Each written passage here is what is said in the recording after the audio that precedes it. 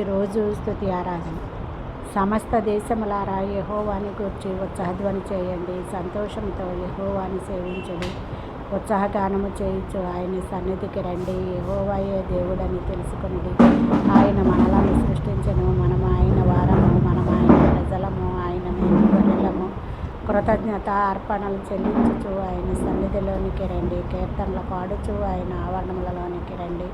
యెహోవా దయాళుడు, ఆయన కృప నిత్యముండును, ఆయన సత్యము తరతరములుండును. ఆయన కృపను గూర్చియు సత్యమును గూర్చియు దినమంతయు నా నోరు ఆయనను గూర్చి సలాపములు చేయునుగాక. యెహోవా రాజ్యము చేయుచున్నాడు, ప్రభావమును ఆయన వస్త్రముగా ధరించుకుని ఉన్నాడు.